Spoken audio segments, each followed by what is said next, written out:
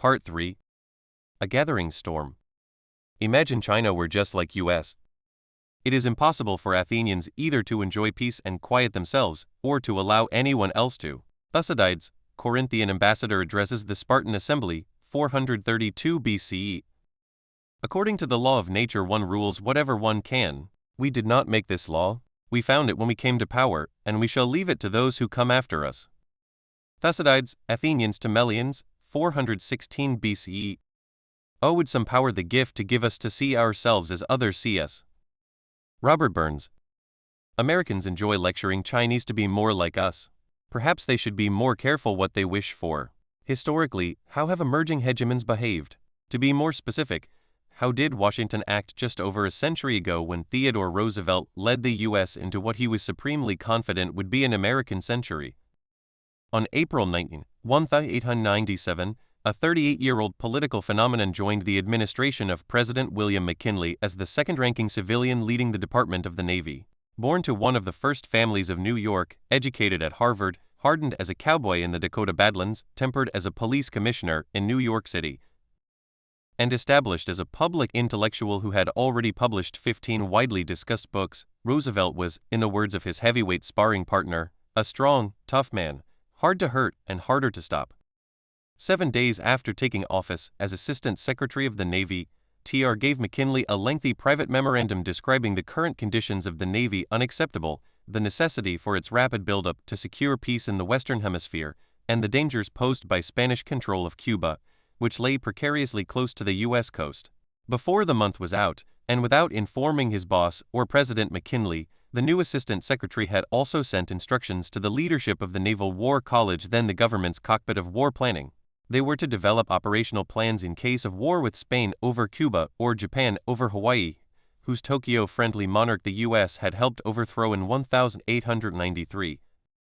Although the United States was just emerging on the world stage, Roosevelt knew in his bones that the 100 years ahead should be an American era, and he was committed to do everything in his power to make it so. Believing determination to be the handmaid of destiny, TR seized, and on occasion even manufactured, every opportunity to define that century on his own terms.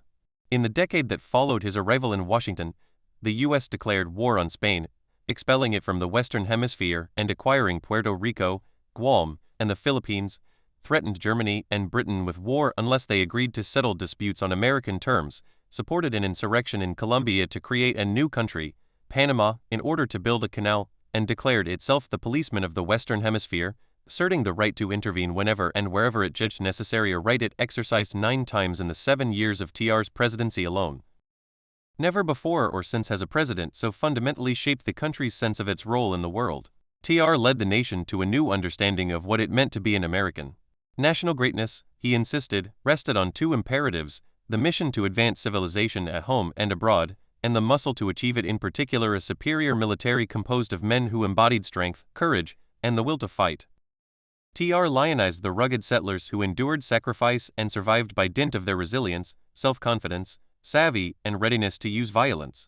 In his telling, the chief feature of frontier life was the endless war between the settlers and the red men. For a bookish, asthmatic, upper-class, prep school and then Harvard student, Roosevelt's postgraduate years in the Dakota Badlands were formative. There, he found himself face-to-face with danger in a Darwinian struggle for survival. He fought hand-to-hand against Indians and desperados, was shot, bled, and almost died on multiple occasions, but survived by causing others to bleed and die. In his view, this made him a man more than any other experience in his life. It also convinced him that those unable or unwilling to fight for themselves would perforce be ruled by others who were. All the great masterful races have been fighting races, he declared in his first public speech as Assistant Secretary. The minute that a race loses the hard-fighting virtues, he warned, then, no matter what else it may retain, no matter how skilled in commerce and finance, in science or art, it has lost its proud right to stand as the equal of the best.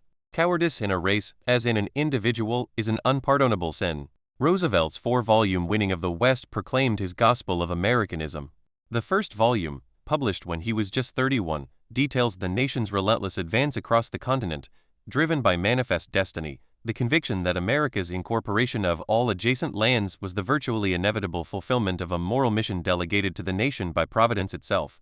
Likening its importance to a combination of the Civil War and the emancipation of slaves, TR called America's westward expansion the crowning and greatest achievement of the English-speaking people's march of civilization over the world's waste spaces. Moreover, for TR, America's mission did not end at its Pacific coast. Along with like-minded military and congressional figures, he raised the banner of expansionism not just to expel Spain from Cuba and the Western Hemisphere, but also to make the United States a power in the Atlantic and Pacific. As Roosevelt put it after the Hawaiian coup, "I believe in more ships, I believe in ultimately driving every European power off of this continent, and I don't want to see our flag hauled down where it has been hauled up." Claiming the Americas for Americans would require military might, especially naval superiority. As a student at Harvard, Roosevelt had begun a serious scholarly study of the War of 1812. When later published as the Naval War of 1812, it became the conflict's authoritative account. The head of the Naval War College made it mandatory reading, giving copies to the captain of every ship in the U.S. Navy. TR's analysis highlighted one central finding. The simple truth, the future president wrote, was that the side which possessed the superiority in force in the proportion of 3-2 could not well help winning. No one who had read the Naval War of 1812 was surprised when the new Assistant Secretary of the Navy made a forceful case for a bigger, stronger Navy to serve as the backbone of American global power.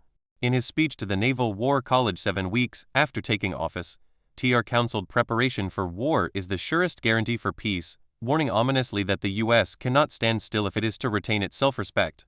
Diplomacy was an excellent thing. But, he insisted, ultimately those who wish to see this country at peace with foreign nations will be wise if they place reliance upon a first-class fleet of first-class battleships rather than on any arbitration treaty which the wit of man can devise. America followed TR's advice. In 1890, the Navy did not possess any battleships. By 1905, it had built 25 and became a leading naval power. Even Britain would come to realize that it did not want to fight with America in its own backyard, especially with a rising Germany much closer to home. The United States proved more interested in using its newfound economic and military prowess to reinforce its growing influence than to expand its borders. Although TR looked wistfully at Western Canada, still a dominion of the British Empire, most expansionists did not believe acquiring more territory in the Americas was feasible. Instead, the U.S. would settle for dominance of a hemisphere made up of respectful, compliant neighbors free from interference by outside foreign powers. In practical terms, this meant communicating clearly that U.S. interests in its hemispheric sphere of influence were non-negotiable and backing this up by, as Roosevelt said, power and the willingness and readiness to use it. Roosevelt had no patience for those who opposed his agenda. In his view, every expansion of civilization makes for peace. Every expansion of a great civilized power means a victory for law, order, and righteousness. Even when acknowledging that the United States acted in self-interest, TR insisted that expanding U.S. influence would improve the lives of those not yet capable of governing themselves. His justification for the American occupation of the Philippines typifies what the historian Albert Weinberg wryly referred to as a virile conception of international altruism. TR called on his countrymen to recognize our duty toward the people living in barbarism, to see that they are freed from their chains, and that we can free them only by destroying barbarism itself. In words that would have made Rudyard Kipling and Cecil Rhodes smile, TR argued, the missionary, the merchant, and the soldier may each have a part to play in this destruction, and in the consequent uplifting of the people. Today, many Americans find these words uncomfortable, imperialist, or racist, though one can hear echoes in 21st century claims about American leadership in upholding an international rules-based liberal order. Like most Americans of his time, Roosevelt believed that the advance of civilization was fraught with lasting benefits for all societies, since the best that can happen to any people that has not already a high civilization of its own is to assimilate and profit by American or European ideas. What he called our share of the world's work obliged the U.S. to follow in the footsteps of England, France, and Germany in spreading the ideas of civilization and Christianity. As he promised in his first State of the Union address, the U.S. would do for Filipinos what has never, before, been done for any people of the tropics, make them fit for self-government after the fashion of the really free nations. In TR's mind, Providence had called upon the United States to play a unique role as guardian and evangelist of Western civilization. In his mission to expand that civilization, he also enlarged the American empire in ways that shook its global competitors to the core. As my colleague Joseph Nye has written, Roosevelt was the first president to deliberately project American power on the global stage. From the Caribbean to the Philippines, from Venezuela to Panama to Alaska, he heralded America's newfound capabilities and far-reaching purpose in the name of establishing the same control over the hemisphere that previous generations of Americans had achieved over the frontier. 4 of these episodes in particular describe the trajectory of America's ascendance and capture the intensity of its drive to become a world power, the world power. As Roosevelt put it, the 20th century looms before us big with the fate of many nations. If we stand idly by, if we seek merely swollen, slothful ease and ignoble peace, if we shrink from the hard contests where men must win at hazard of their lives and at the risk of all they hold dear, then the bolder and stronger peoples will pass us by, and will win for themselves the domination of the world. The Spanish-American War. Well before he joined the McKinley administration, Roosevelt had been eager for war with Spain. For a man who believed that every true patriot should look forward to the day when not a single European power will hold a foot of American soil, 21 Spain's control of territory a mere 90 miles from the United States was an affront. TR was not the first American policymaker to be aggravated by Cuba's status. In 1823, Secretary of State John Quincy Adams likened Cuba to an apple that would break its unnatural connection with Spain and fall into American hands. Yet despite frequent unrest and a series of independence movements, Spain controlled Cuba for another 7 decades. Roosevelt intended to break this unnatural link. He insisted that the U.S. needed to drive the Spaniards out of Cuba, although, as he noted in a letter in 1895, his first wish would be an immediate war with Great Britain for the conquest of Canada. Roosevelt's anti-Spanish position gave the newly elected President McKinley reservations about appointing him Assistant Navy Secretary, since in his inaugural address McKinley had pointedly pledged to avoid wars of conquest and the temptation of territorial aggression, noting that peace is preferable to war in almost every contingency. McKinley's concerns about Roosevelt were not unfounded. Within weeks of joining the administration, Roosevelt told Mahan, "Until we definitely turn Spain out of those islands, and if I had my way that would be done tomorrow, we will always be menaced by trouble there." The leading popular newspapers of the day, owned by William Randolph Hearst and Joseph Pulitzer, were also calling for war. "You furnish the pictures and I'll furnish the war," Hearst had famously told one of his illustrators. 4 months after taking office at the Department of the Navy, Roosevelt presented McKinley with a full invasion plan that promised victory in 6 weeks. 28TR would soon have the opportunity to go from planning to participating in a U.S. invasion of Cuba. On February 15, 1898, an explosion sank the USS Maine battleship in Havana Harbor, killing 266 Americans. Despite pressure from Roosevelt, the media, and an outraged public, McKinley refused to retaliate immediately, instead ordering an inquiry to determine what happened.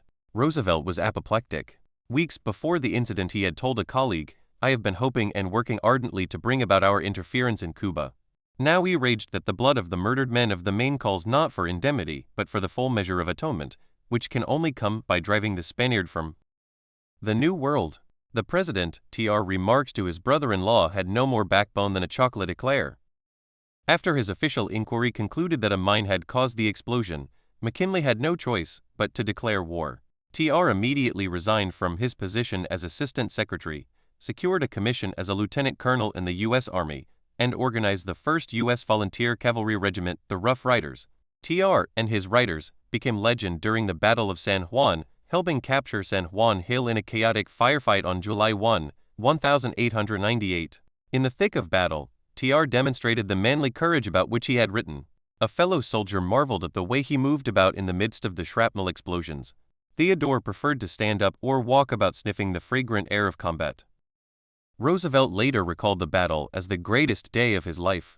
The United States defeated Spain before the end of August and signed a peace treaty in December. For Spain, the terms were severe. Cuba gained its independence, and Spain ceded Puerto Rico, Guam, and the Philippines to the U.S.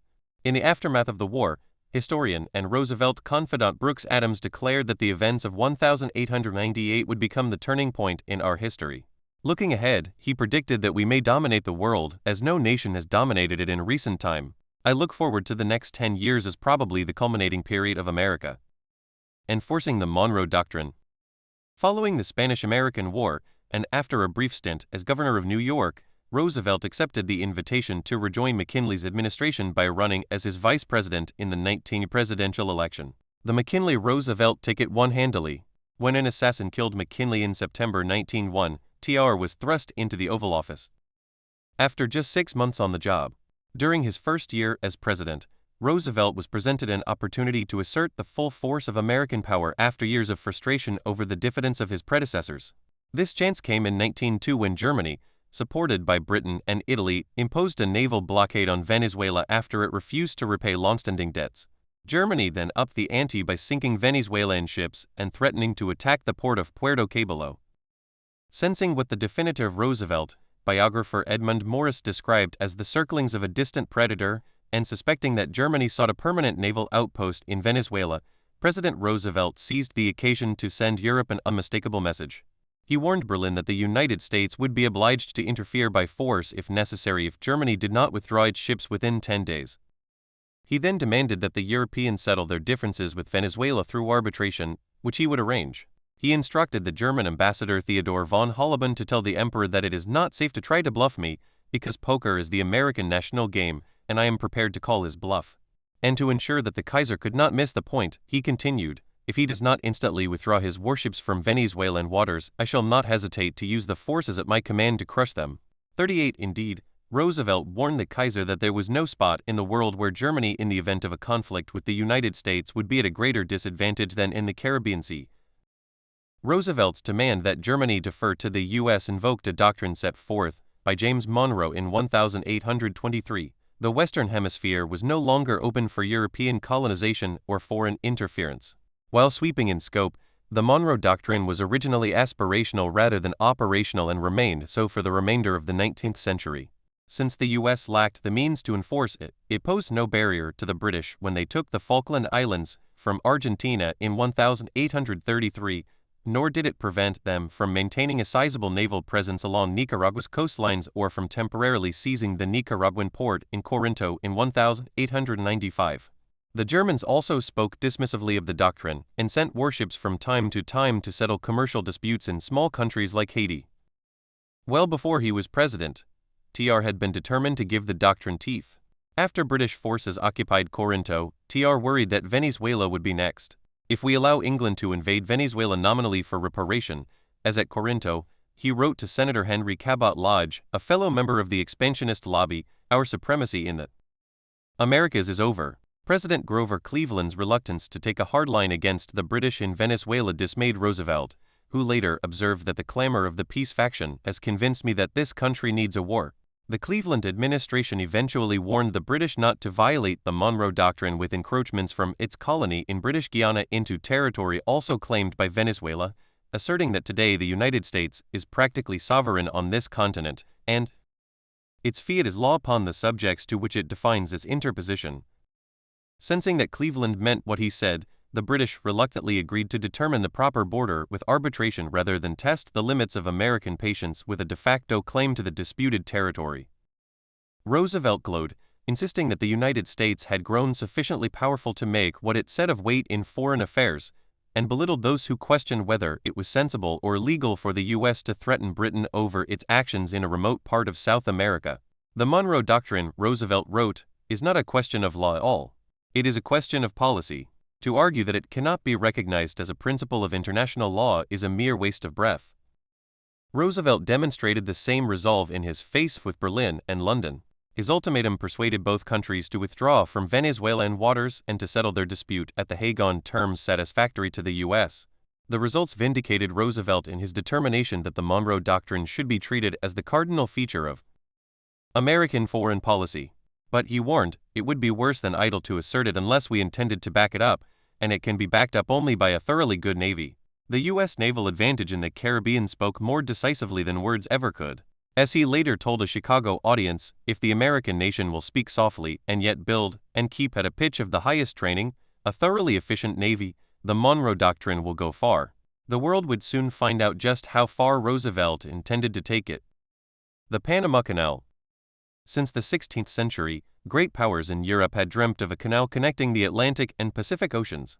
But attempts to construct such a canal had proved futile. France embarked on a serious project in the 1880s led by the celebrated Ferdinand de Lesseps, who had built the Suez Canal in the 1860s. But the undertaking bogged down in a series of failures. American and British projects in Panama and neighboring Nicaragua had also failed to advance. As American power grew, Roosevelt vowed to succeed where others had stumbled and to ensure that this passage was his country's to control. For Roosevelt, a canal through Central America was also required for national security. Without it, American warships based on the Atlantic coast had to travel 14,000 miles on a journey of over 2 months around Chile's Cape Horn to reach the west coast and protect American interests in the Pacific and vice versa. Thus, for example, the Puget Sound-based battleship Orden transited all of North and South America in order to reach Cuba during the Spanish-American War. 48. Since this canal was a necessity in TR's view, he would allow nothing to stand in its way, not distant great powers like France, and certainly not second-rate nations like Colombia, which had controlled Panama as a province since 1821. When the Colombian government rejected his proposal to build a canal through its territory in Panama, TR refused to take no for an answer. As he later remarked, "I took the isthmus, started the canal, and then left Congress not to debate the canal, but to debate me." Critics accused him of manufacturing a revolution to seize part of Colombia in a shameful episode of gunboat diplomacy. Roosevelt was unapologetic, declaring that by far the most important action I took in foreign affairs during the time I was president related to the Panama Canal. Historian David McCullough described this saga as the great material set piece of Roosevelt's presidency.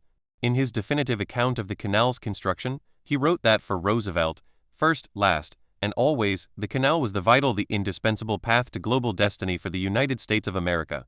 As TR told Congress, if ever a government could be said to have received a mandate from civilization to effect an object, the accomplishment of which was demanded in the interest of mankind, the United States holds that position with regard to the Interoceanic Canal. When in August 1903 the Colombian Senate unanimously rejected the treaty for the U.S. to build the canal, because of concerns over financial terms and sovereignty, Roosevelt seethed at what he saw as a display of dismal ignorance. As he said to his Secretary of State, John Hay, "I do not think the Bogota lot of jackrabbits should be allowed permanently to bar one of the future highways of civilization." In response, Roosevelt determined that I would do what ought to be done without regard to them. At first, Roosevelt relied on an imaginative reading of an 1846 U.S. Columbia Treaty to argue that, in effect, America already had permission to build the canal.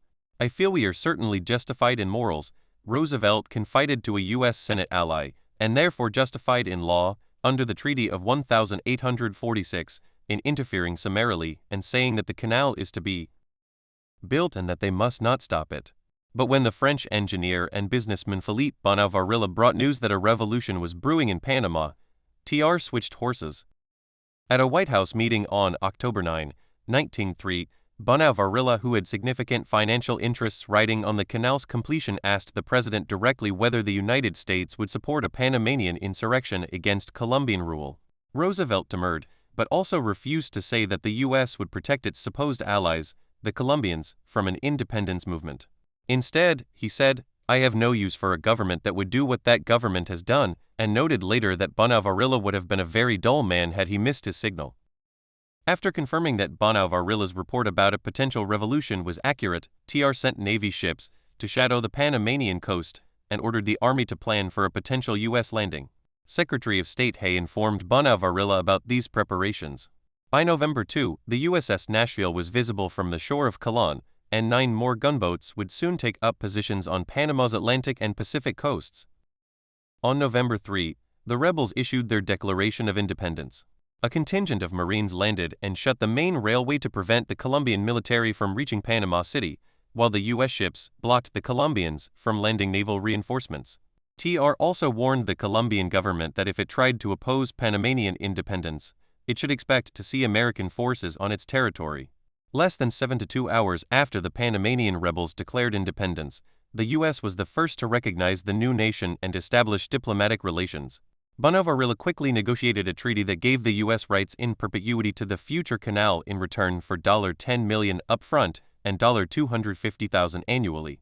The deal was, Roosevelt, Secretary of State, admitted privately, very satisfactory, vastly advantageous to the United States, and we must confess, with what face we can muster, not so advantageous to Panama. The arrangement only proved more imbalanced in the years that followed. For example, while Panama continued to receive only $250,000 annually from the canal, the U.S. Treasury collected about $1 million in profits from the canal in 1921, close to $14 million in 1925, and over $18 million each year from 1928 to 1930.61. Moreover, this does not include the impact of reduced shipping costs, which made products cheaper for American consumers and U.S. goods more competitive in foreign markets.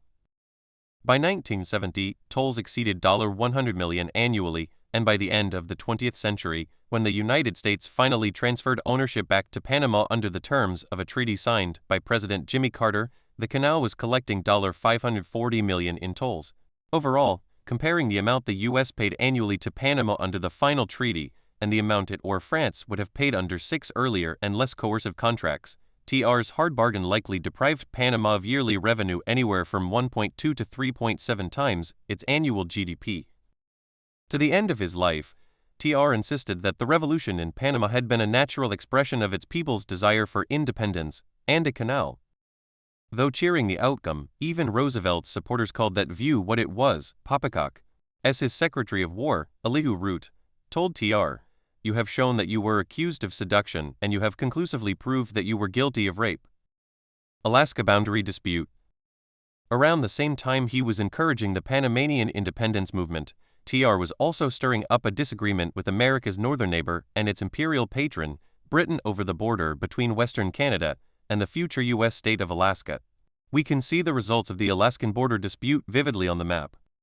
From the body of Alaska, a fat tail extends some 500 miles south, separating Canada from the Pacific Ocean. The United States had inherited the ill-defined boundary between British Columbia and the Alaska Panhandle when it purchased Alaska from Russia in 1867, and for many years Washington had been content to let the border remain murky.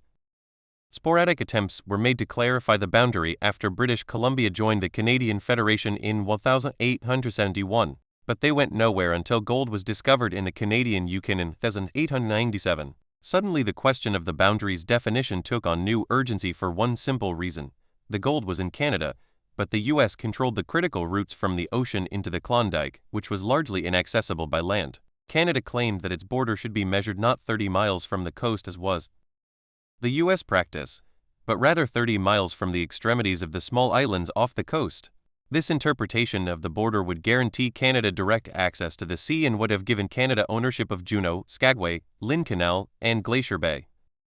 Roosevelt was incredulous over the Canadian claim, which he declared exactly as indefensible as if they should now claim the island of Nantucket. After sending troops to protect U.S. claims, TR threatened drastic action if required.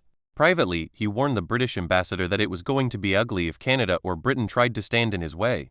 In deference to pleading from Secretary of War Root, Roosevelt agreed to submit the boundary dispute to an international tribunal, but only after Root assured him that the tribunal would simply ratify the American position.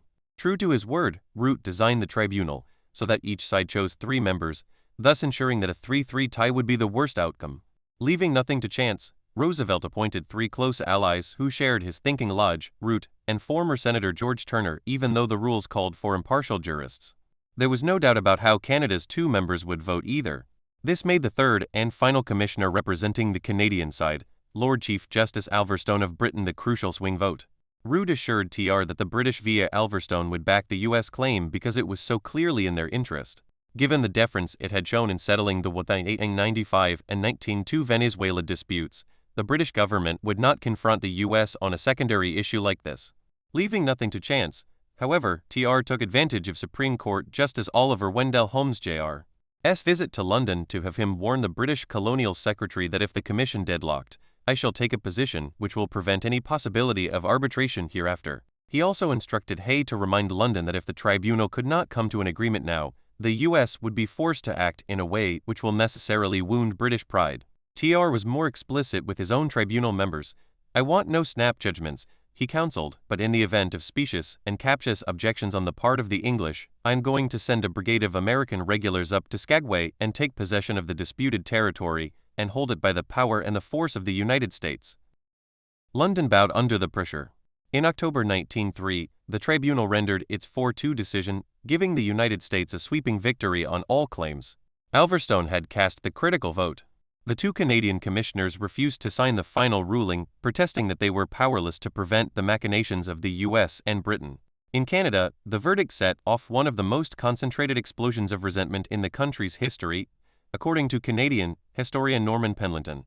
The press claimed that Canada had been sacrificed, tricked, and robbed, deriding Alverstone for selling out Canada to satisfy the insatiable American president. The Washington Morning Post, on the other hand, reported that Roosevelt and his administration regard the award as far and away the greatest diplomatic success which the United States have gained for a generation.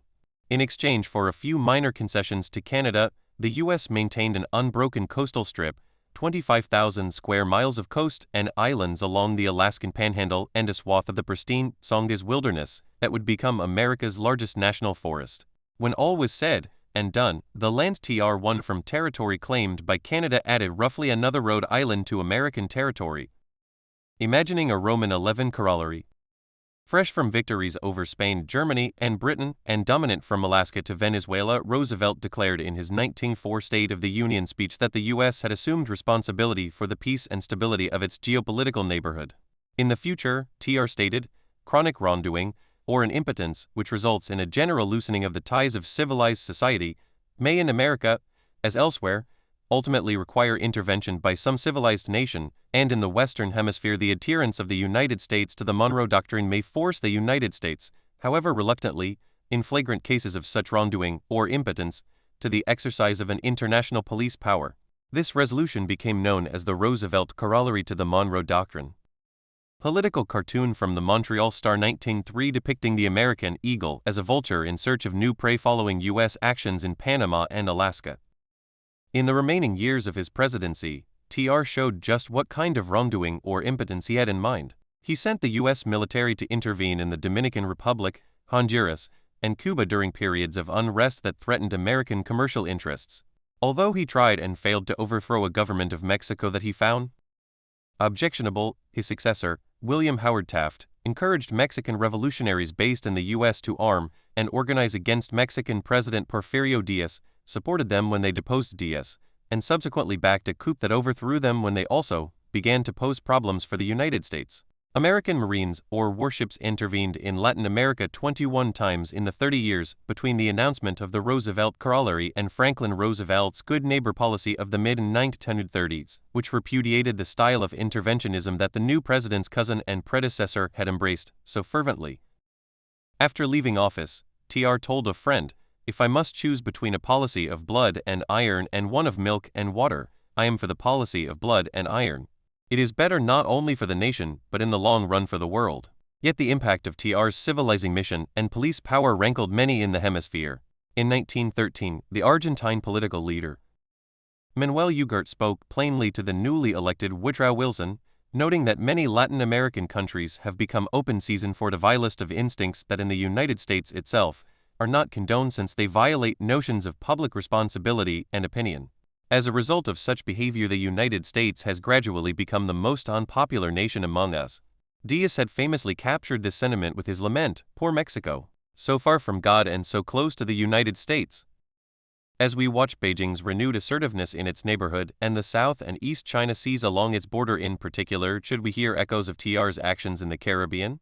If China were to become half as demanding now as the U.S. was then, will American leaders today find a way to adapt as adroitly as the British did? Reviewing the record to this point, the differences between Xi and TR are more striking than the similarities. However, there are few signs that Americans are preparing to accept Britain's fate. Watching the trend lines, Thucydides would likely say, "Buckle up, we ain't seen nothing yet." What Xi's China wants. The admiration of the present and succeeding ages will be ours, since we have not left our power without witness. We have forced every sea and land to be the highway of our daring, and everywhere, whether for evil or for good, have left imperishable monuments behind us.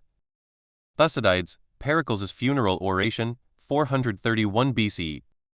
Heaven is above, earth is below, and that in between heaven and earth is called China. Those on the peripheries are the foreign. The foreign belong to the outer, while China belongs to the inner.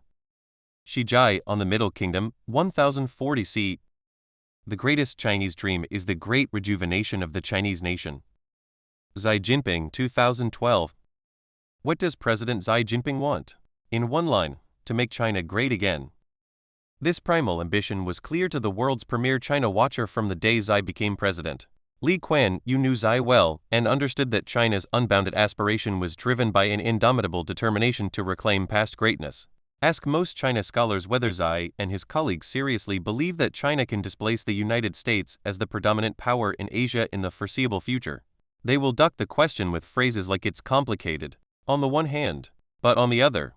When I put this question to Li during a meeting shortly before his death in 2015, his piercing eyes widened with incredulity, as if to ask, "Are you kidding?" He answered directly, "Of course.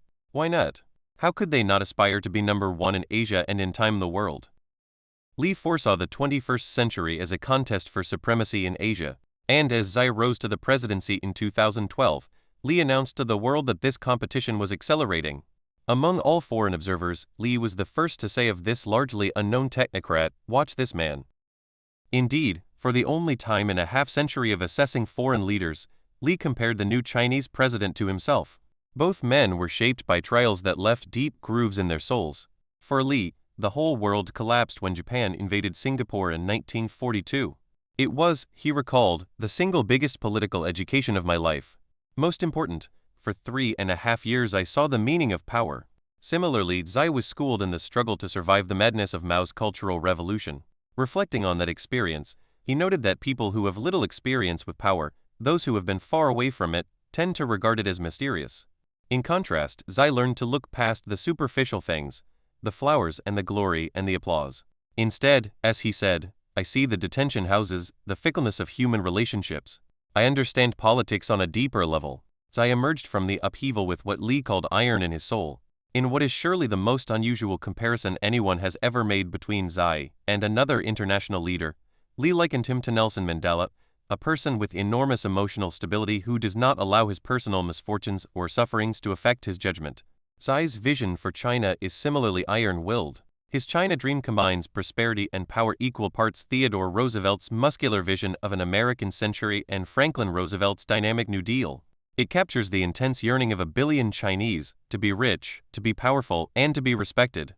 Xi exudes supreme confidence that in his lifetime China can realize all three by sustaining its economic miracle, fostering a patriotic citizenry, and bowing to no other power in world affairs. And while these extraordinary ambitions engender skepticism among most observers, neither Li nor I would bet against Xi. As Li said, this reawakened sense of destiny is an overpowering force. Making China great again means returning China to the predominance in Asia it enjoyed before the West intruded, re-establishing control over the territories of Greater China, including not just Xinjiang and Tibet on the mainland, but also Hong Kong and Taiwan, recovering its historic sphere of influence along its borders and in the adjacent seas, so that others give it the deference great nations have always demanded, commanding the respect of other great powers in the councils of the world. At the core of these national goals is a civilizational creed that sees China as the center of the universe. In the Chinese language, the word for China, Zhongguo Chinese letter, means Middle Kingdom. Middle refers not to the space between other rival kingdoms, but to all that lies between heaven and earth. As Li summarized the world view shared by hundreds of Chinese officials who sought his advice, including every leader since Deng Xiaoping, they recall a world in which China was dominant and other states related to them as supplicants to a superior, as vassals came to Beijing bearing tribute. In this narrative, the rise of the West in recent centuries is a historical anomaly, reflecting China's technological and military weakness when it faced dominant imperial powers. Xi Jinping has promised his fellow citizens, no more. The world according to China. As befits the oldest continuous civilization on Earth, the Chinese have a uniquely long sense of history.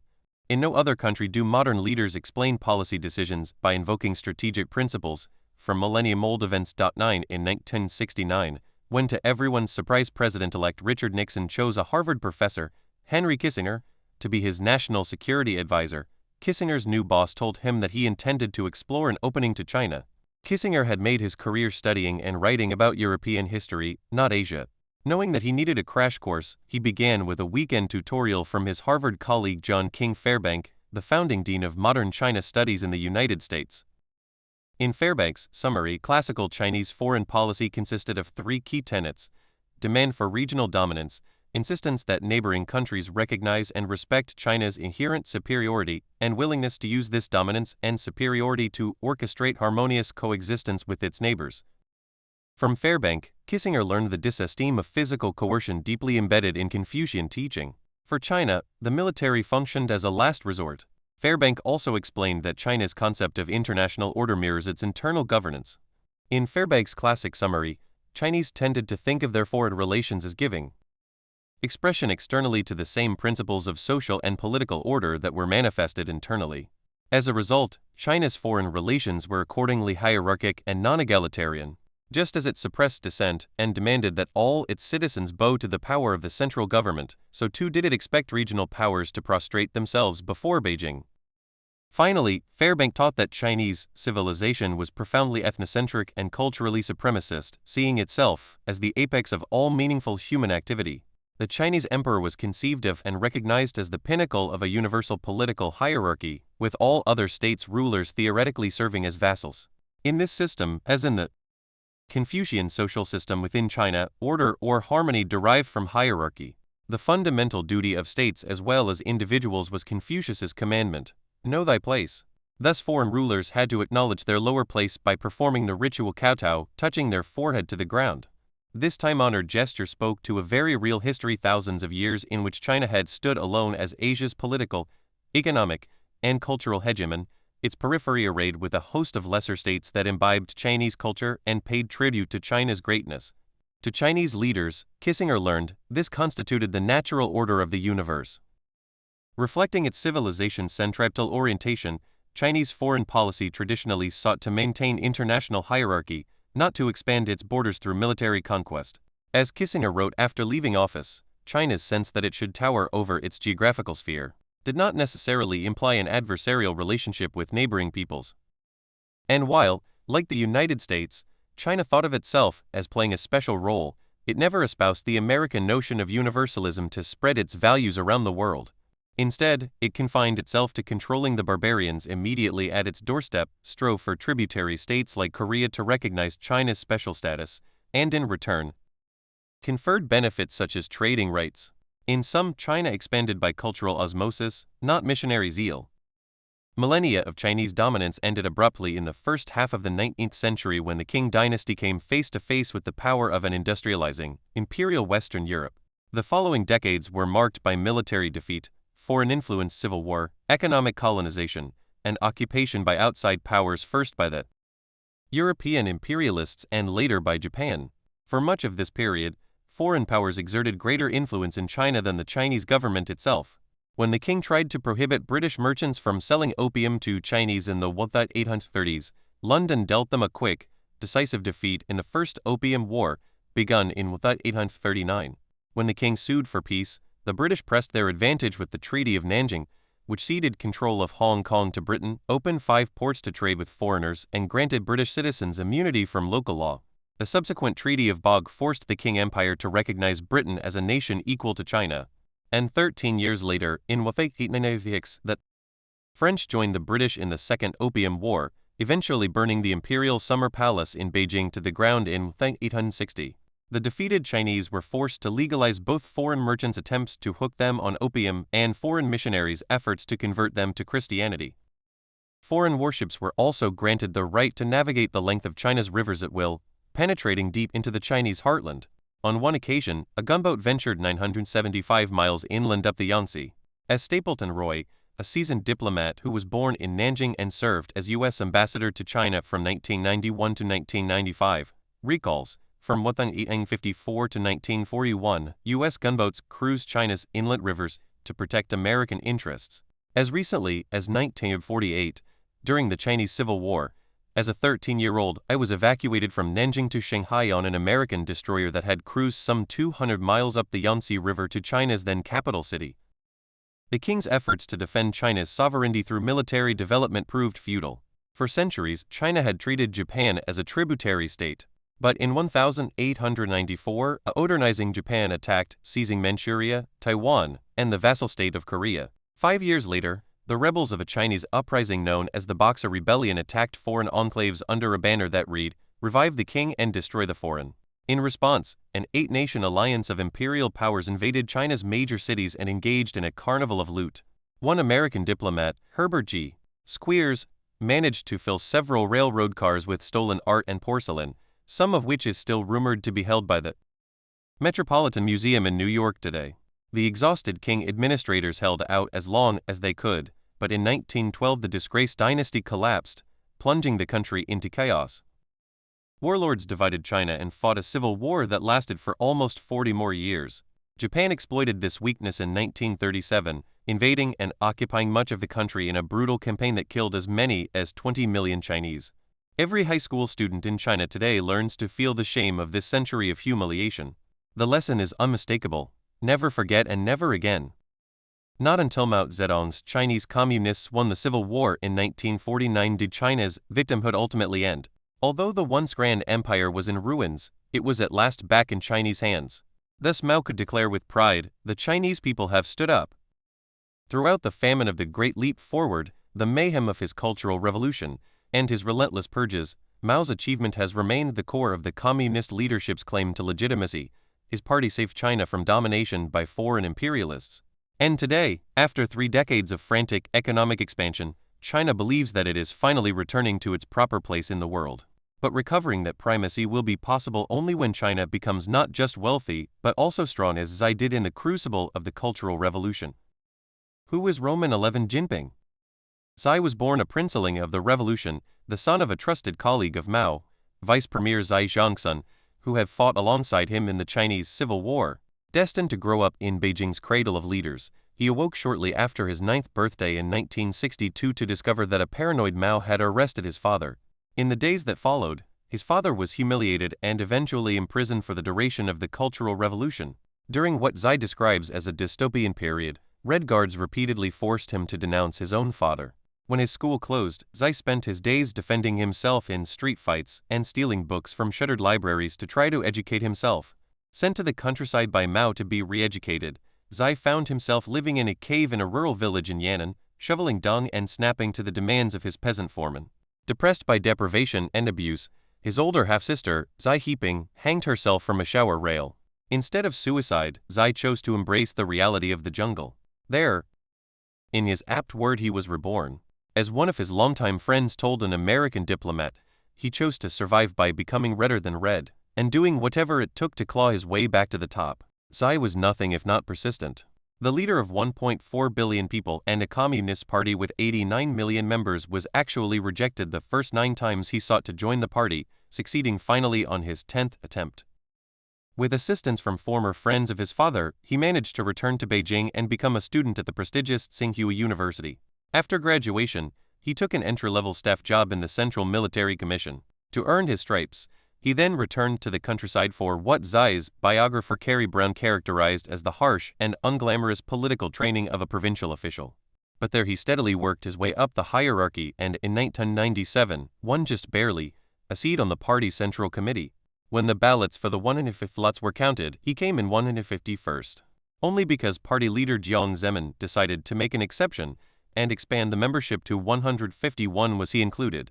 When he was sent to be the party chief in the province of Zhejiang in 2002, Xi oversaw spectacular economic growth. Exports increased 33% annually for his 4 years in office. He also proved adept at identifying and supporting promising local entrepreneurs, including Jack Ma, whose Alibaba is now a global titan that rivals Amazon. While Xi demonstrated his skills as an administrator, he kept a low profile, avoiding the ostentatious displays of wealth common among many of his colleagues. When names of potential future party leaders began circulating in 2005, his was not one. But then, in early 2007, a high-level corruption scandal swept Shanghai. Chinese President Hu Jintao and his colleagues on the Politburo Standing Committee felt a desperate need to act quickly and decisively. Knowing of Xi's reputation for rectitude and discipline, they chose him to put out the fire. He did so with a combination of decisiveness and finesse that won the admiration of all his peers. By the summer of 2007, his name topped internal party lists of the most capable individuals likely to find a place in the next generation of leaders.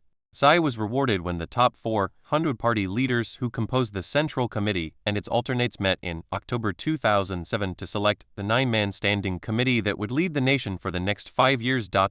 He emerged not only as a member of the standing committee, but also as heir apparent to President Hu. As unassuming as he was ambitious, Xi had assiduously kept his head down as he climbed the party ladder, narrowly beating the favorite Li Keqiang to become next in line for the top spot. When the press first announced that he was the likely successor to Hu, he was so unknown outside inter-party ranks that a widely circulated joke asked, "Who was Xi Jinping?" The answer: the husband of Peng Liyuan, the famous folk singer to whom he is married. After Mao's death in 1976, the party made every effort to prevent potential autocrats from rising to power. Its selection criteria emphasized not only competence but temperament as well, seeking men who were sound, safe, and preferably uncharismatic. The leader became just one member of a team of 9 senior party technocrats who made policy decisions by consensus. Traditionally, standing committee members are doppelgangers. In official photos, dressed in identical suits, shirts, and ties, it is often difficult for foreign counterparts to distinguish them from each other. Hu Jintao fit this mold so well that he frequently read his talking points from note cards, sometimes even in one-on-one meetings. Xi was assumed to be cut from the same cloth, an agreeable spokesman for the collective leadership.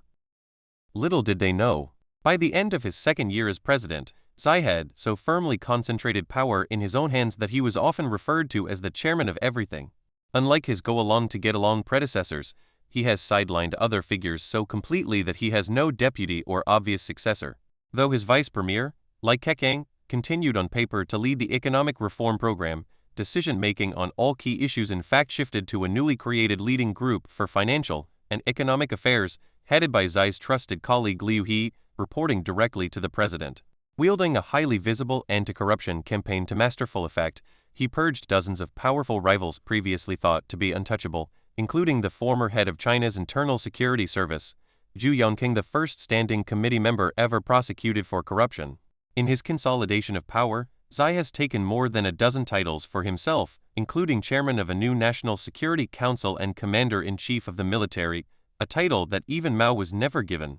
And he has had himself anointed China's core leader, a term symbolic of his centrality to the state that Hu had allowed to lapse. Most significant, as of this writing, Xi appears to be setting the stage to defy traditional term limits and remain in power beyond 2022. Realizing China's dream. According to Xi's political mentor, Singapore's Lee Kuan Yew, a nation's leader must paint his vision of their future to his people, translate that vision into policies, which he must convince the people are worth supporting, and finally galvanize them to help him in their implementation. Having painted a bold vision of the China dream, Xi is aggressively mobilizing supporters to execute a hugely ambitious agenda of action, advancing on 4 related fronts: revitalizing the party, cleansing it of corruption, restoring its sense of mission, and re-establishing its authority in the eyes of the Chinese people. Reviving Chinese nationalism and patriotism to instill pride in being Chinese. Engineering a third economic revolution. Xi knows this will entail politically painful structural reforms to sustain China's historically unsustainable rates of growth. Reorganizing and rebuilding China's military so that it can, as Xi says, fight and win. Any one of these initiatives would be more than enough for most heads of state to attempt in a decade. But Xi and his team have chosen to address all 4 at once, seeing them as critically interdependent. Many Western interlocutors, including advisors friendly to China, have warned him about overload. Indeed, a number of serious scholars placed their bets that Xi would not make it to the end of his first term in the autumn of 2017. Yet Xi exudes what China scholar Andrew Nathan has described as Napoleonic self-confidence. As former Australian Prime Minister Kevin Rudd, who has known Xi since the 1980s when they were both lower-level government officials, puts it, Xi has a deep sense of national mission, a clear political vision for the country, and is very much a man in a hurry. Chinese officials are keenly aware of the hurdles they face. For example, Xi's key economic advisor Liu He, whom I have known for 2 decades, since he was a student at Harvard Kennedy School, keeps a list of more than 24 problems, among them, demographics. Will China become old before it can become rich? The challenges of fostering innovation, maintaining social stability while downsizing inefficient state-owned enterprises, and meeting energy demands without making the environment unlivable.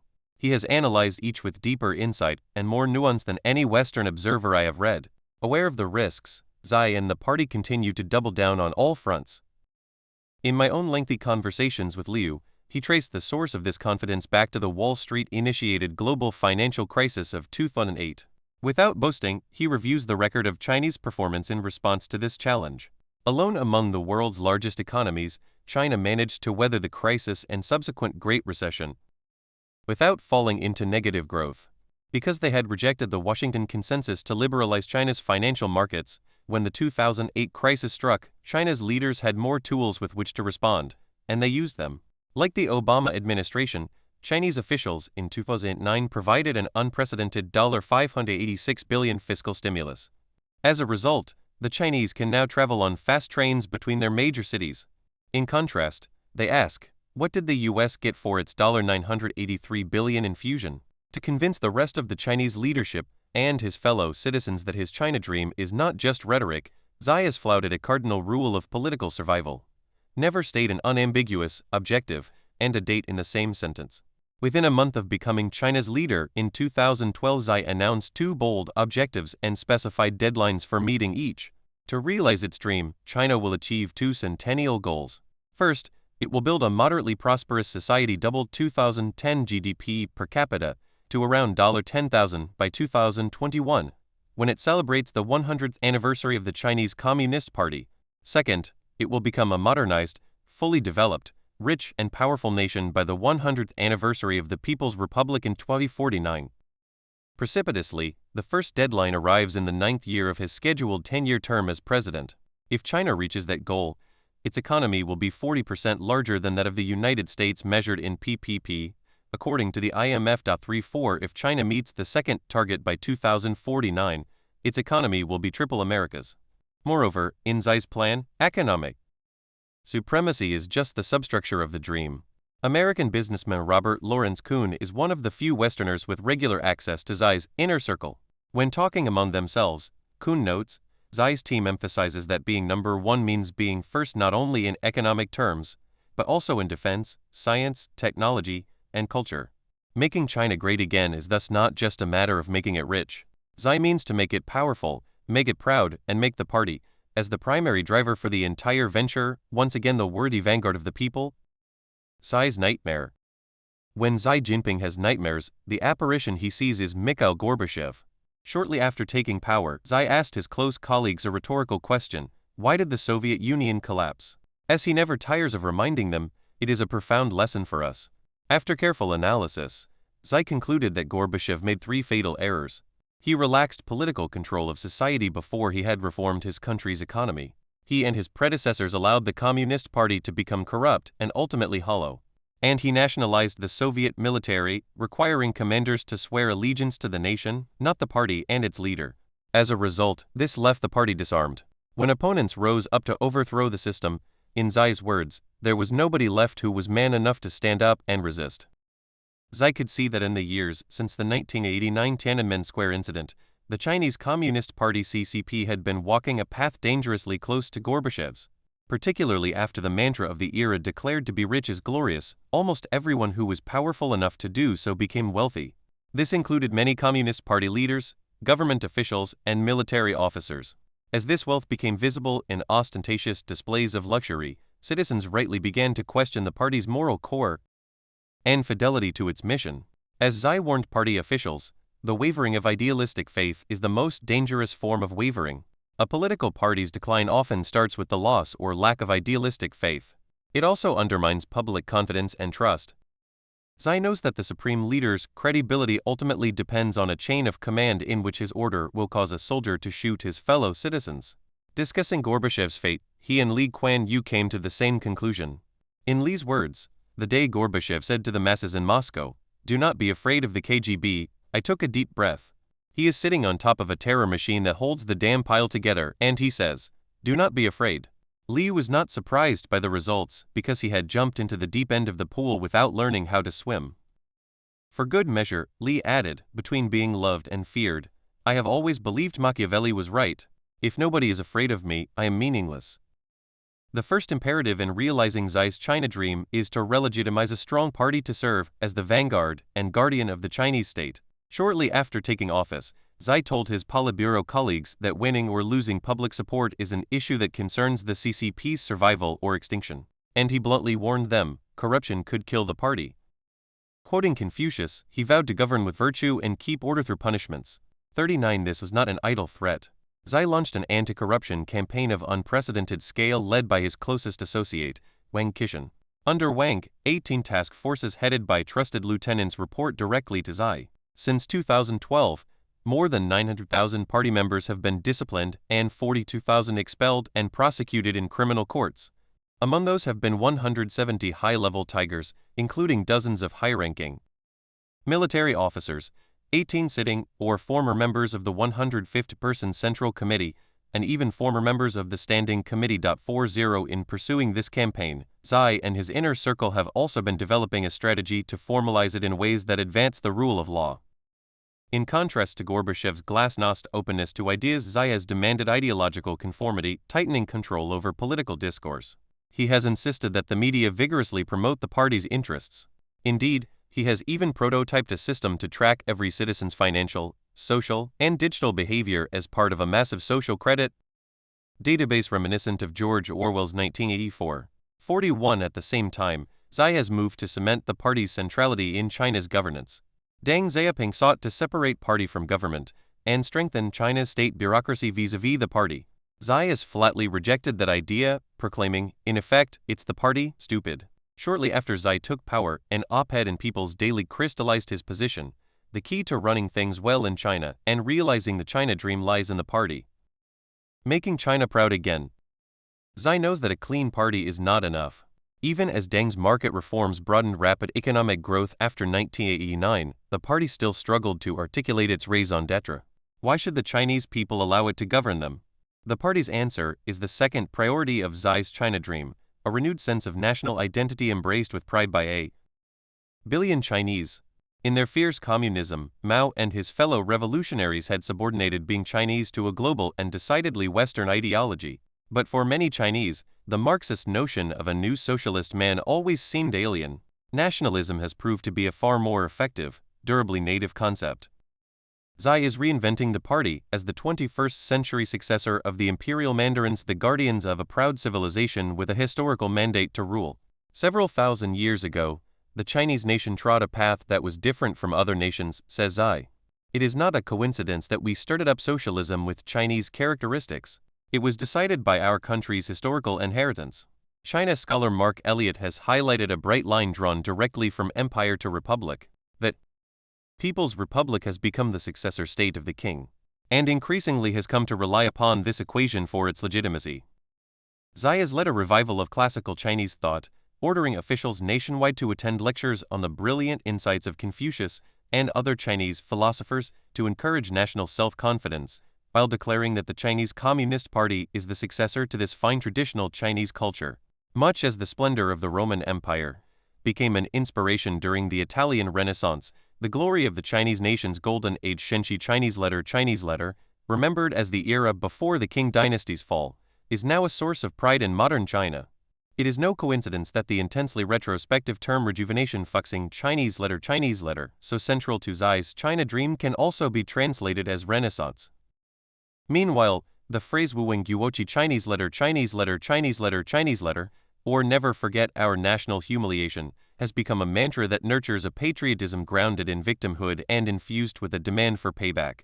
As Jeff Dyer has explained, the Communist Party has faced a slow-burning threat to its legitimacy ever since it dumped Marx for the market. Thus the party has evoked past humiliations at the hands of Japan and the West to create a sense of unity that had been fracturing, and to define a Chinese identity fundamentally at odds with American modernity.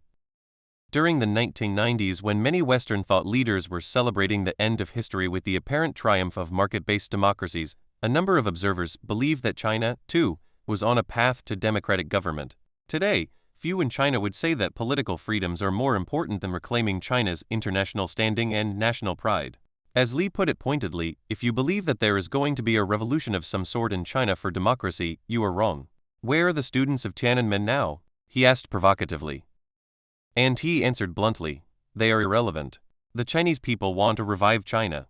So long as Xi can deliver on his promise to restore China's past greatness, the party's future and his own would seem secure.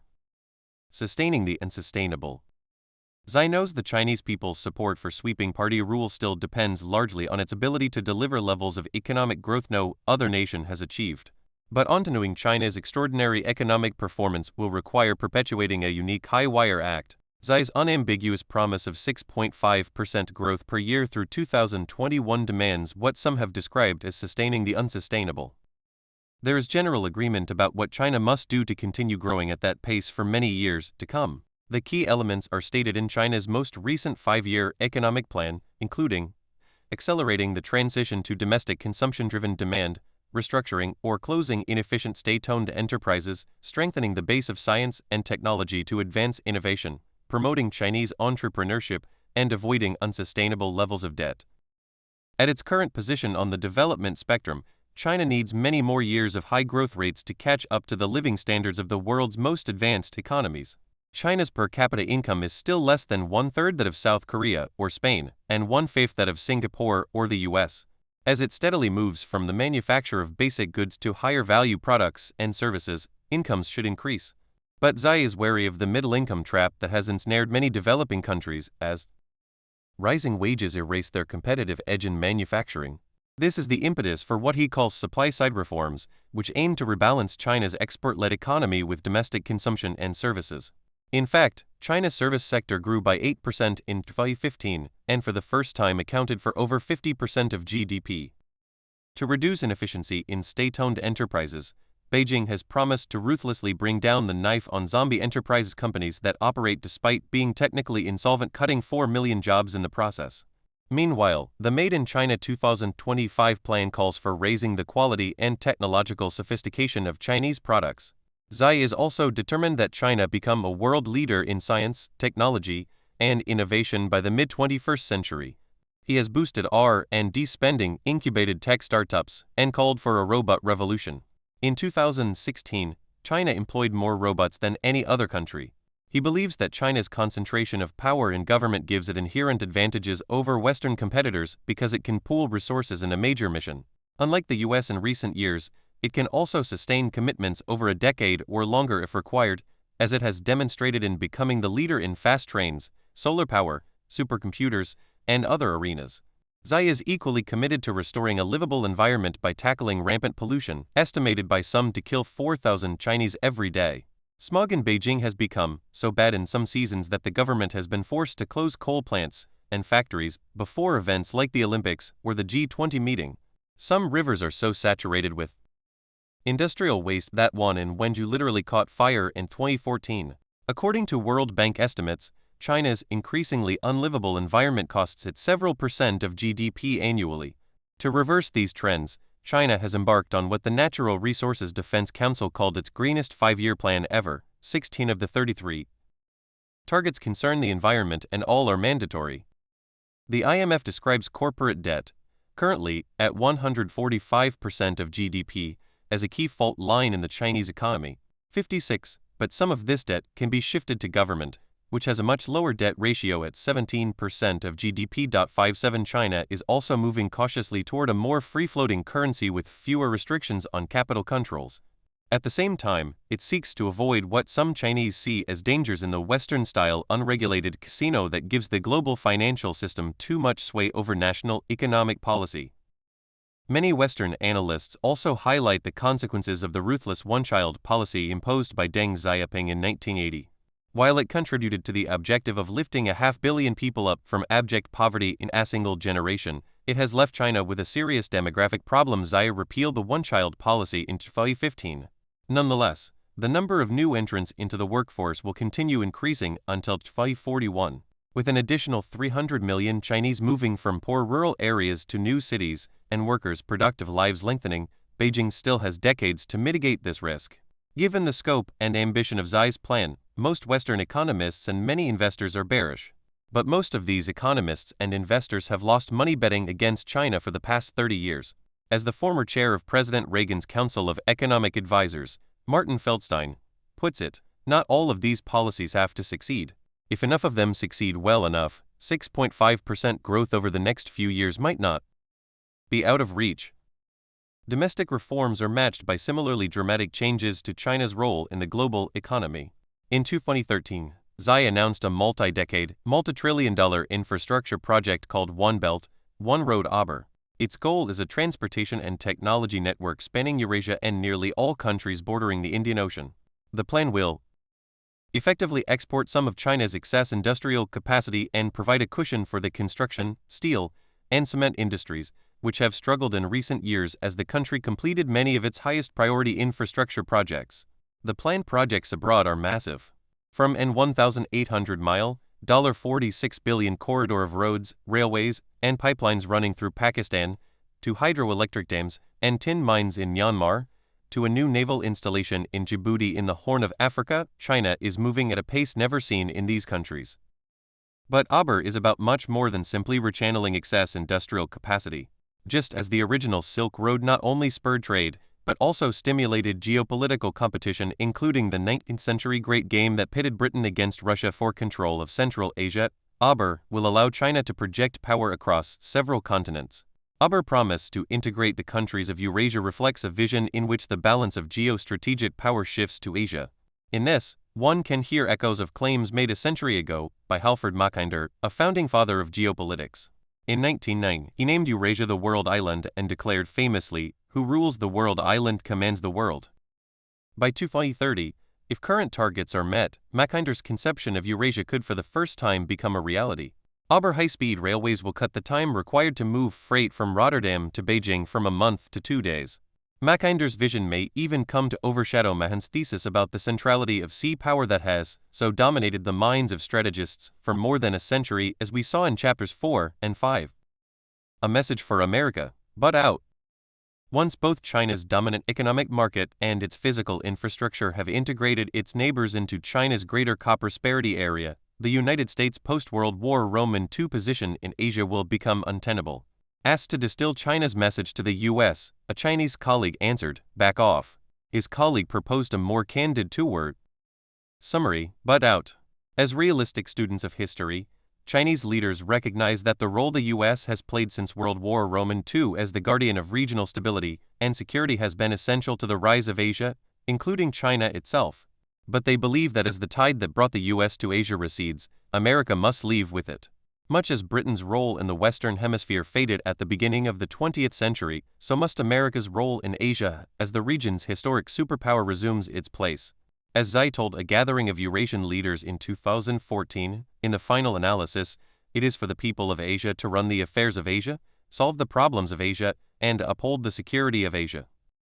The attempt to persuade the United States to accept the new reality has recently become most intense in the South China Sea, an area approximately the size of the Caribbean and bordered by China, Taiwan, and 6 nations of Southeast Asia. The sea includes several hundred islands, reefs, and other features, many of which are underwater at high tide. During the mid-20th century, while China was focused internally, other nations claimed islands in the South China Sea and engaged in construction projects there. In 1956, for example, Taiwan occupied Ituabat, the largest feature in the Spratly Islands, and garrisoned hundreds of troops there. In September 1973, South Vietnam formally annexed 10 of the Spratly Islands and deployed hundreds of troops to them to defend its claim.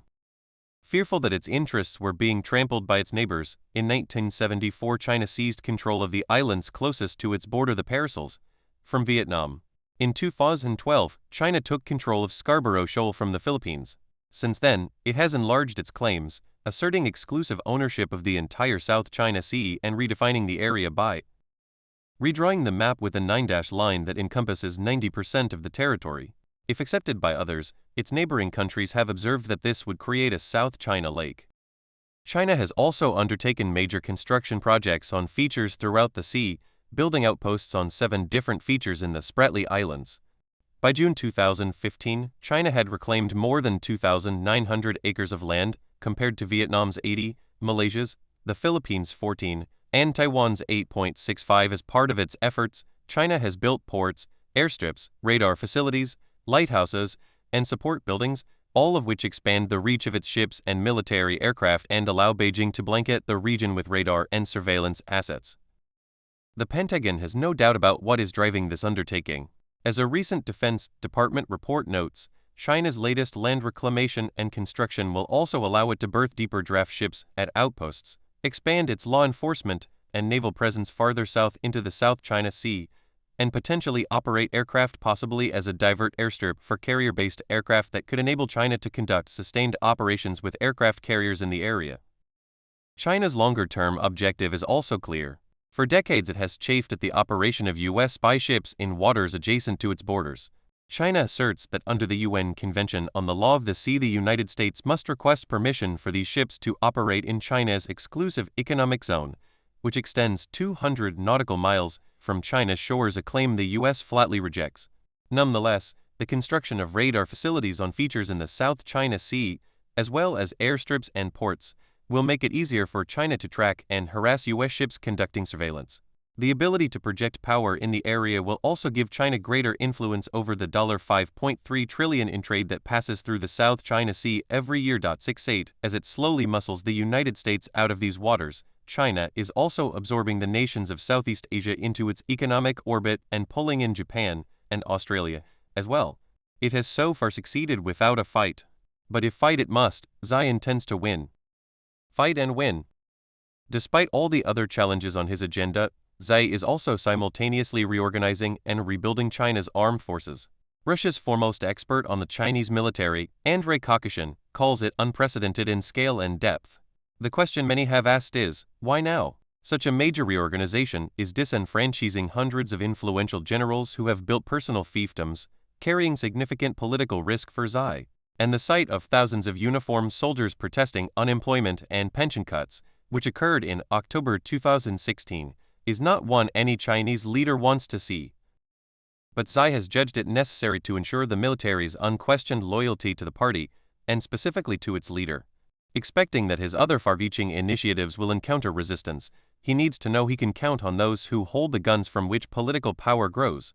As China scholar William Kirby has pointed out, the military has played a decisive role at every major turning point in modern Chinese political history. Xi's goal is a military command structure that exerts effective control over the armed forces of the party.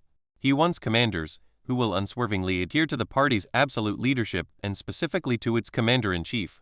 In the tumult of the anti-corruption campaign and subsequent reorganization of the top military brass, he has carefully picked loyal officers who he trusts will stand with him, come what may.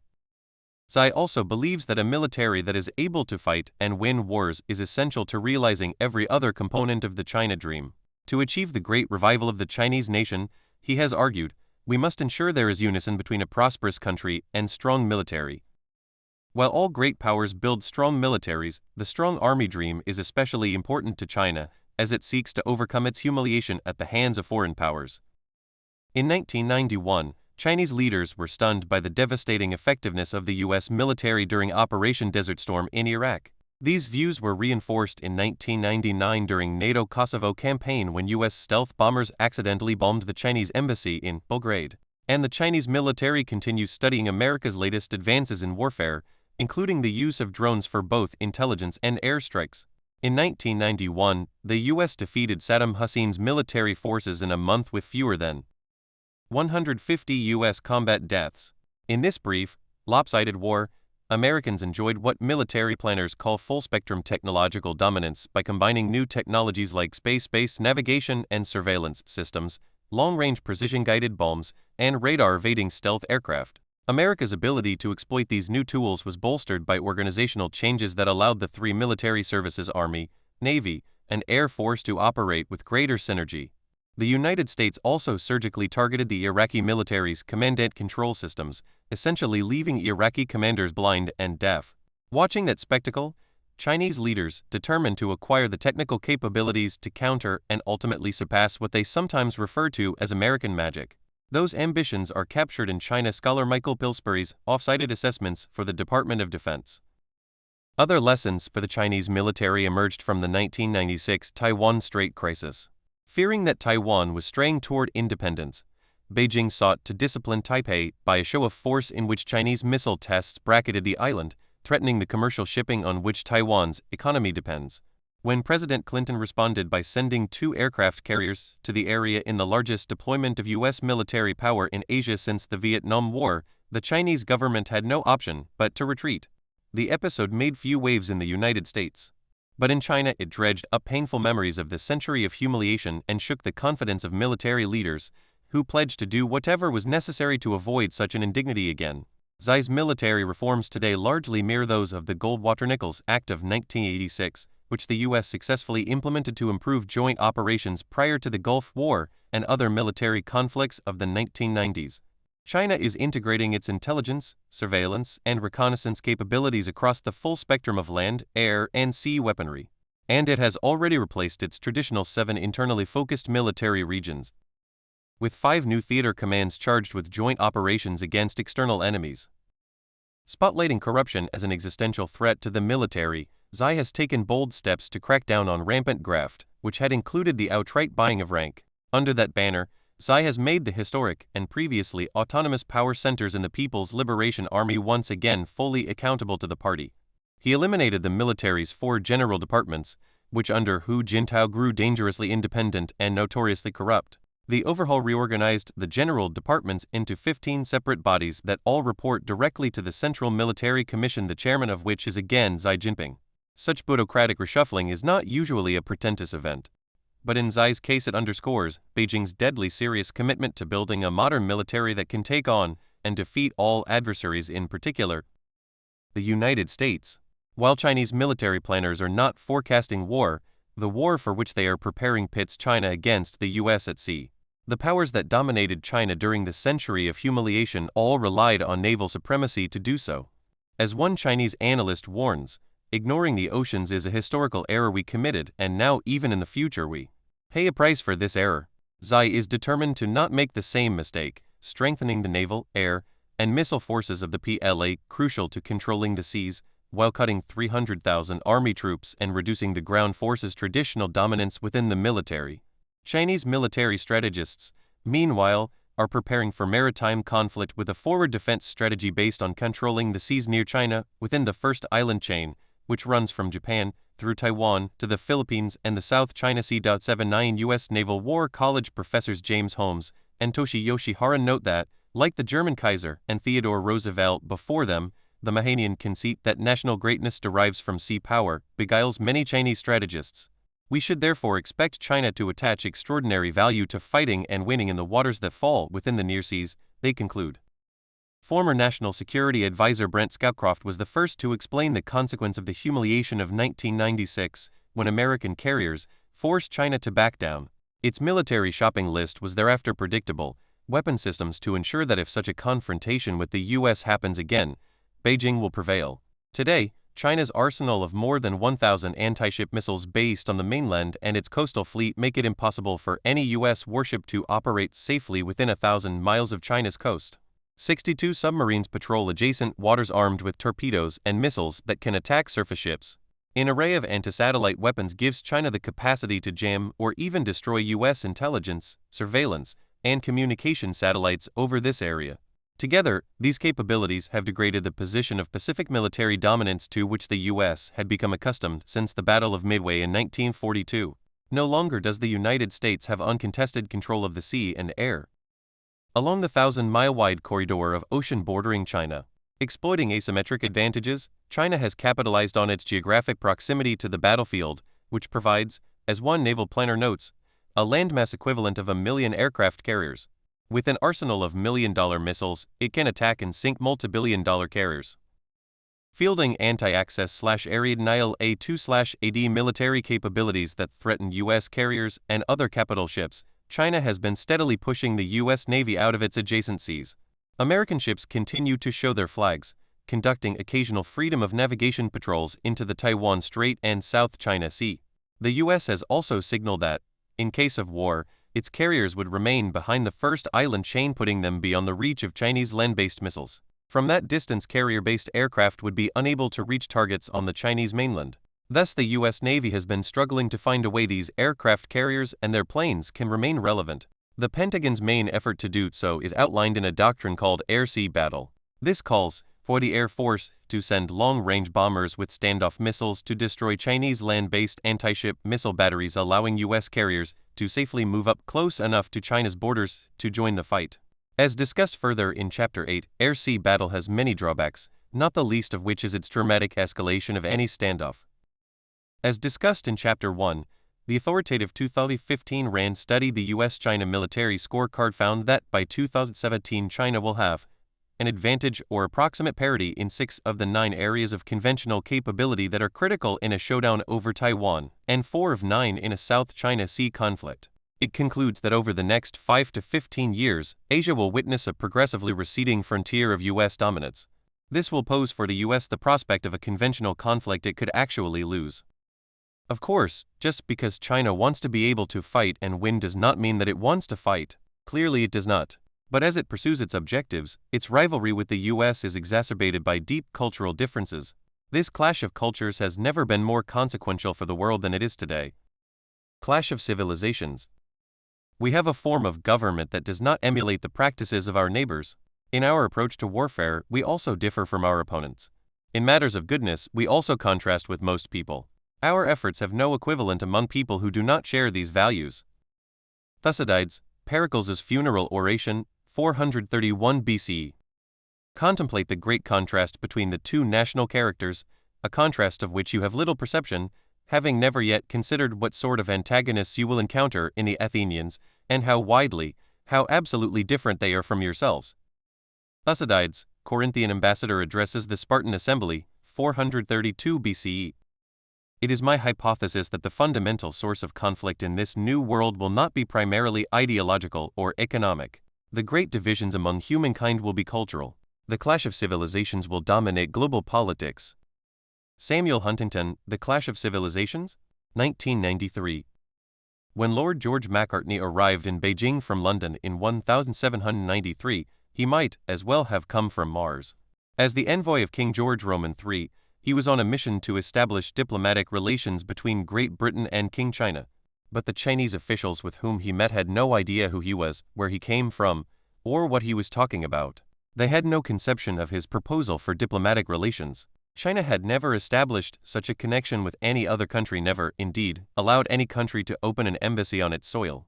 Nor had it ever posted an ambassador abroad. The Chinese government did not even have a foreign ministry. One moreover, indignity of indignities, the red-haired barbarians who had ventured into their midst could not even speak their language.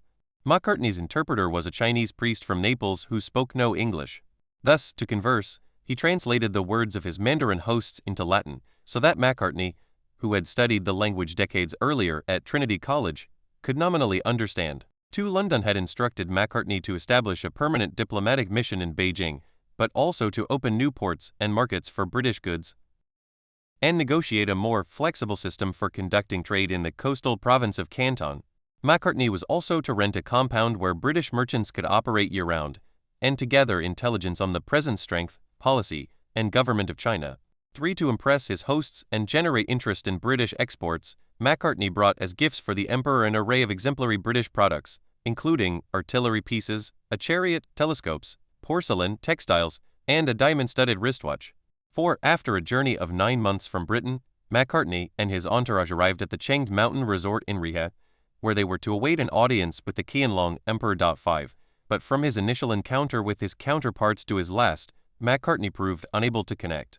According to millennia-long Chinese custom, when beholding the divine emperor, mere mortals were required to perform 9 kowtows, prostrating themselves flat on the ground. Macartney proposed instead that he would follow British protocol, bowing on one knee as he would before his own sovereign. He proposed further that a Chinese official of his rank should do likewise before a portrait of King George III that he had brought as a gift. His Chinese handlers scoffed. Such an equivalence was out of the question, writes the French scholar-politician Alain Peyrefitte, summarizing the episode. There was only one emperor, and that was the Son of Heaven. Other monarchies were mere kinglets.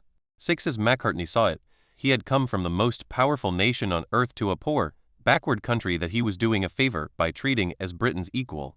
Through his host's eyes, however, this British representative had come as a vassal to pay tribute to the Son of Heaven. His hosts made Macartney wait in Chengde for 6 days. Then on September 14, 1793, at 3 a.m. they awakened the British entourage, marched them 3 miles in the darkness to the emperor's court, and then had them wait another 4 hours until the emperor appeared. 7. Not coincidentally, Henry Kissinger's first meeting with Mao repeated this same script. When he finally had his audience, Macartney followed English practice with one knee bowed. The official Chinese dispatch of the event, however, reported a different story, claiming, when the ambassador entered His Majesty's presence, he was so overcome with awe and nervousness that his legs gave way under him, so that he groveled abjectly on the ground, thus to all intents and purposes performing an involuntary kowtow. 8. Macartney delivered the letter from King George outlining his proposals, anticipating that over the next week or so he would negotiate details with his Chinese counterparts. For his hosts, however, the meeting signified the end of Britain's successful expression of tribute, and they suggested that Macartney head home before the weather turned cold. 9 days later, and only after panicked importuning on his part Macartney received a written response from the emperor. It noted King George's humble desire to partake of the benefits of Chinese civilization and recognized that his envoy had crossed the seas and paid his respects at my court. But the emperor flatly rejected all of Macartney's proposals. Specifically, the request to establish a foreign embassy in Beijing could not possibly be entertained, acknowledging that the tea, silk, and porcelain which the Celestial Empire produces are absolutely necessary to European nations and to yourselves. China would allow foreign merchants to continue current arrangements that permitted them to exchange goods at the port of Canton, but additional trading sites and a compound where the British could reside year-round were out of the question. Summarizing his view of the encounter, the emperor's letter concluded, "If you assert that your reverence for our celestial dynasty fills you with a desire to acquire our civilization, our ceremonies, and code of law differ so completely from your own that, even if your envoy were able to acquire the rudiments of our civilization, you could not possibly transplant our manners and customs to your alien soil." 10. With that, Macartney sailed back to London. It would not be fair to call an encounter that had no chance to succeed an epic failure. Rather than build a bridge, Macartney's diplomatic mission exposed the gulf between China and the West. Though today Beijing and capitals around the world engage in trade and diplomatic relations, fundamental differences between these two ancient systems remain. Globalization has smoothed transactions but not erased primal fault lines.